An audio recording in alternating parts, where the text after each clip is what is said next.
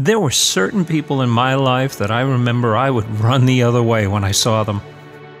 Not that they were bad, but I felt so drained after sitting with them for a while. And I remember listening to good friends tell me how someone in their office would constantly criticize and blame and manipulate. They would say that they felt ripped apart and emotionally beaten. Have you ever noticed that when you're around certain people, you feel tense and you really don't know why?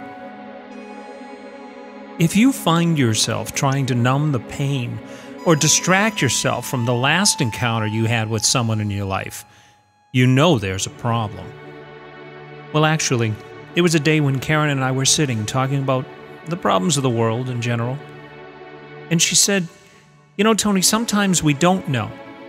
And even when we do, we're not sure how to fix them."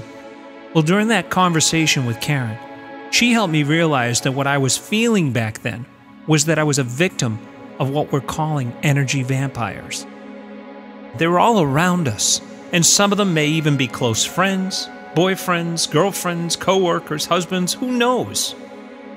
But what we do know is the best thing we can do is to understand how to recognize them, how to recognize what they're doing, how it's affecting you, and how to protect against them and repair the damage that's been done. If you're dealing with any of these issues in your life, then How to Protect Yourself Against Energy Vampires is the program for you. It's available at livingenergyworks.com. That's livingenergyworks.com. Here's a sample of how to protect yourself against energy vampires. Have you ever been bitten by a vampire? No, probably not. But it is quite likely that you have at some time experienced an energy drain that's the result of encountering an energy vampire. Because the flow of energy between people is invisible, it may be hard to understand or realize that your energy field has been compromised or assaulted. However, your feelings and intuition can be counted on to tell the story. For instance, have you ever been with another person and felt totally drained or exhausted or like you needed a nap afterward? Have you ever encountered criticism, blaming, or manipulative behavior that's left you feeling wiped out or like you've been ripped apart or emotionally beaten up? Do you find yourself becoming tense, tight, contracted when you're with certain people? Do you tend to engage in negative behaviors as a way to refuel, numb the pain, or distract yourself from the issues with some people in your life? These are all very common reactions to having been in contact with an energy drain of some type.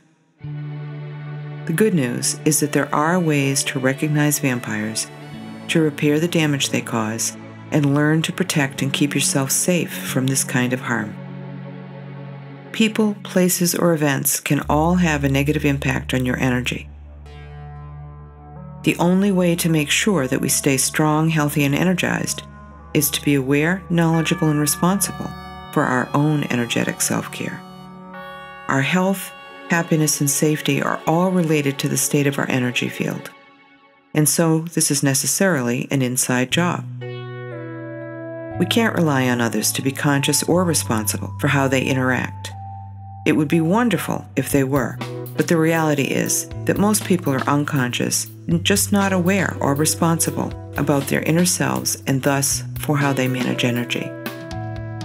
If we wait for them to be, or expect them to be, then we're giving our power away, and we put the fulfillment of our needs in their very unsafe and often uncaring hands.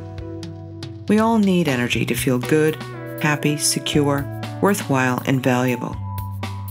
Vampires are not necessarily mean or evil people, but they are engaged in the pursuit of energy and will get it any way they can.